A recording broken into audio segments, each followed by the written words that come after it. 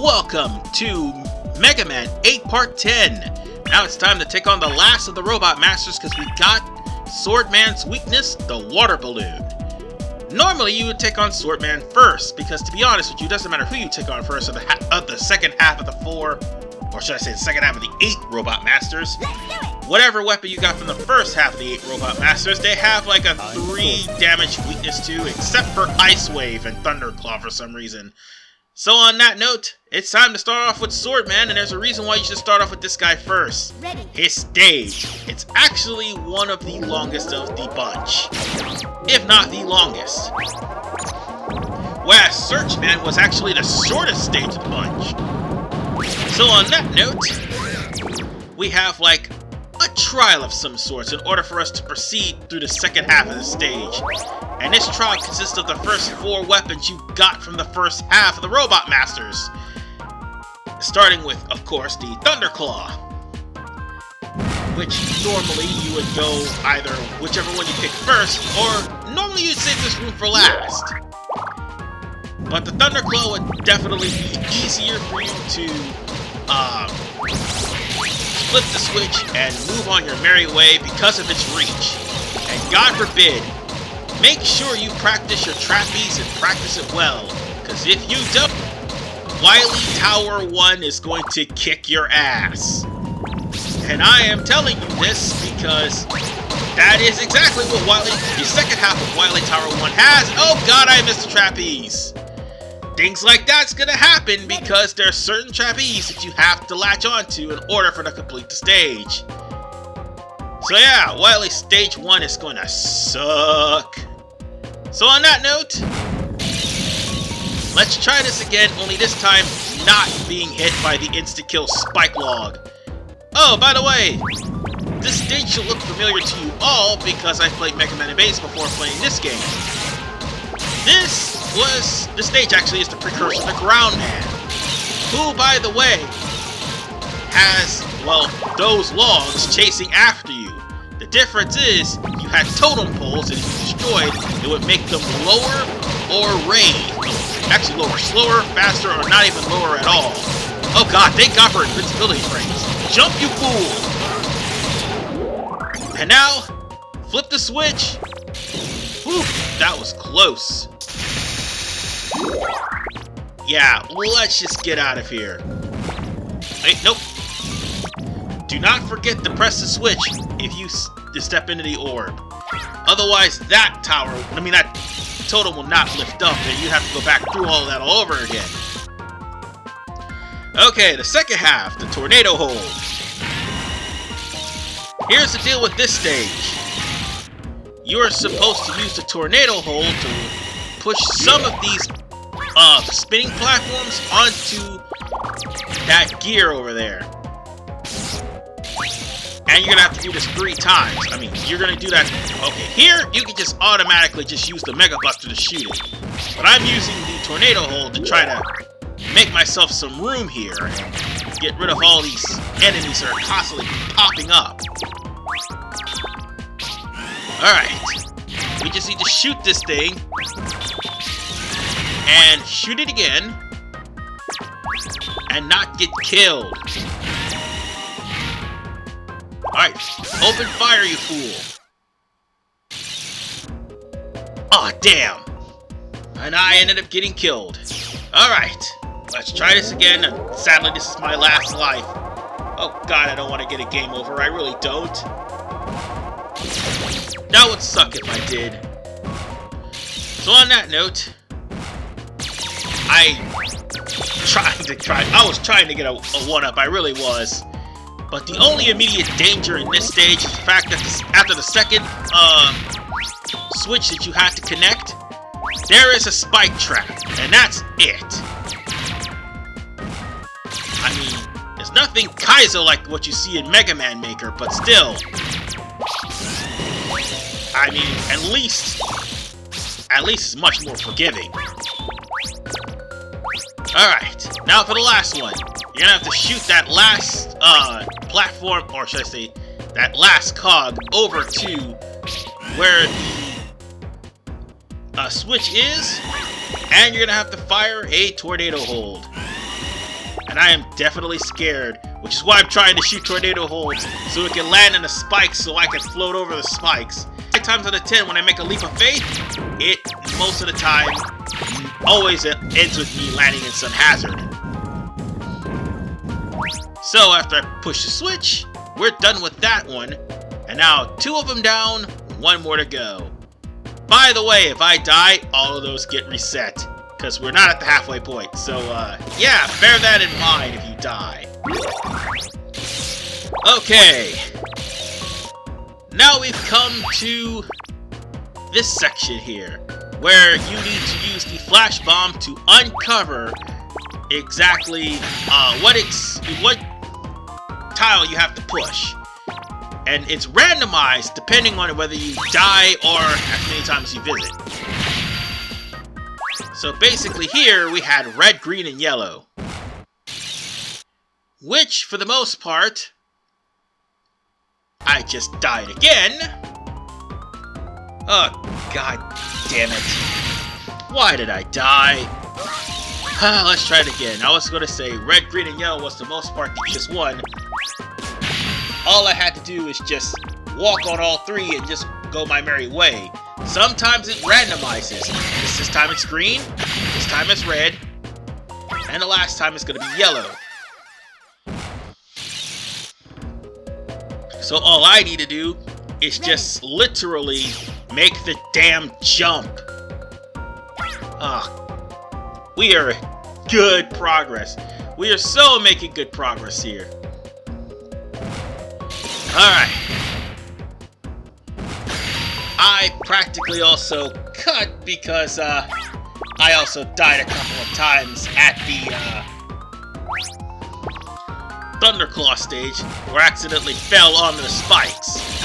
So yeah, I went down from like 4 lives to restart the game to, well, not 4 lives, I mean 5 lives, because 4 counts and so does 0, all the way to 2. I mean 3, sorry. Well, now 2, because I just fell off the cliff and I just checked my microphone. Sorry about that. Alright, that leap of faith. And all I need to do is just destroy all these enemies here. And keep on. God damn it. I don't want to be hit. Alright. The puzzle that we just got is red, green, and yellow. So I had to make sure that I didn't step on the wrong puzzle. If I did, I would have got hit by one of those totem enemies. And I also made sure that I pushed the button. Which, by the way, opened the 3rd totem. And now for the last one, which is Ice Wave. Okay, this one should be easier. But it's also a lot easier if you have the Super Slide. This is another stage where I could have used it. Although, I really didn't need it. And you want to know why? I'm faster than the actual defrosting. And for the record, that is insta-kill lava that they're shooting out, not regular fire. So, yeah. You had best be careful. And once I got through, that's it. By the way, that was shades of Turbo Man, in case you're wondering. God, I hate Turbo Man so much. And that was it. All 4 done. Now then, I better switch over to Flash Bomb, because the mid-boss definitely will take that. As a weakness, that is.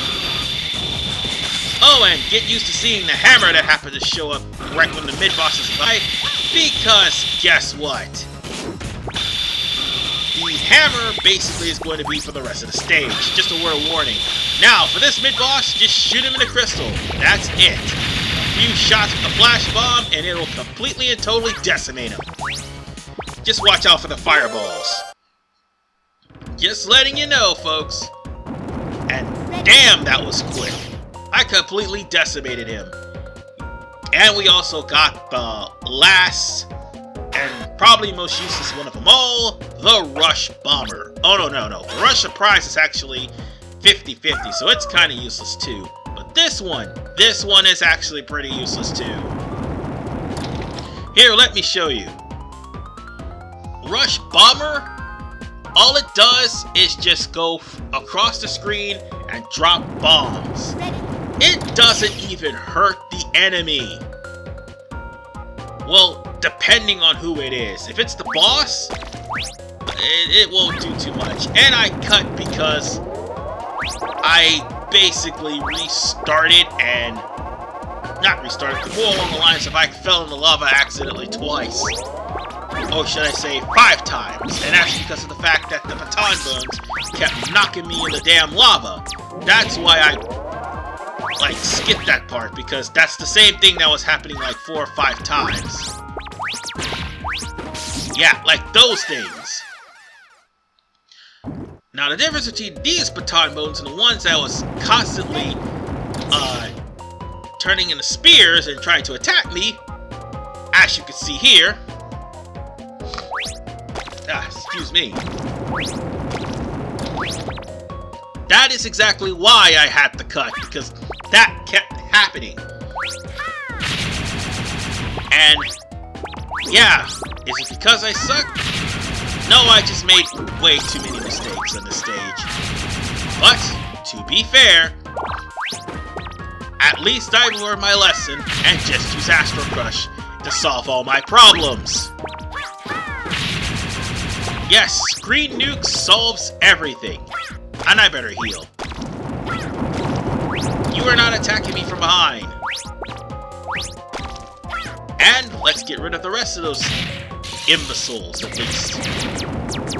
And now, this is another part where I die. If I don't push this fast enough, the platform will run into the spikes and break, and I will fall into the lava. If I get crushed by the spikes, that's another thing.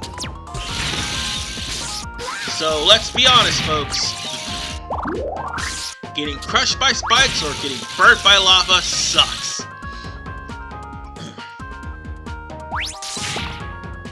Honestly, I should have gotten... Oh, damn, I should have gotten Astro Crush. I really should have. The fact that I got chewed on by that bat was just humiliating. Hold on. Let's wait for it, because it's going to show up too. Now, get lost. Might as well use Water Balloon, because I have a lot of it to spare. Yeah, that spare energy just doubled Water Balloon to like 61 shots. So, yeah, I was definitely going to make use of that. And with that said, we are here at Swordman stage. Now, Swordman is weak to Water Balloon. However, there's an opportunity to actually stun lock him when he uses his flame sword as a shield. Nonetheless, folks, you can barely understand what the guy is saying because of his low speech patterns. And for the record, this is the same voice used as the Colonel. Let that sink in. Ouch. And he's going to constantly jump in the corner and drop a sword, actual statue that looks like him on you. Oh, and the flame sword also has a flaming residue, so it'll actually do damage for you for a short period of time. Now, I was also pausing because a pop-up showed up on my screen, and it was being a bitch.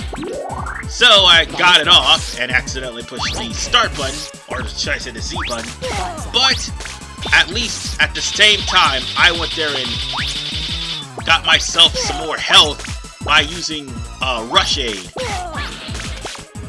Go, go! Aw, damn it. Well, there goes all of the items. Guess I'm not gonna luck out and get a Yashichi again, are we? Guess not.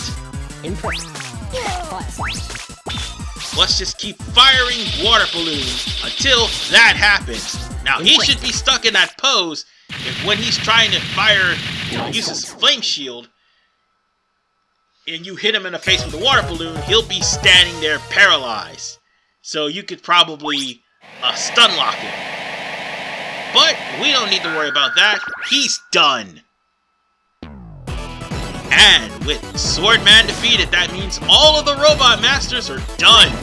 Not just that. We get the weapon Flame Sword, which should have actually helped us in the other stages because it's a melee weapon that definitely works wonders. It puts the Slash Claw to shame.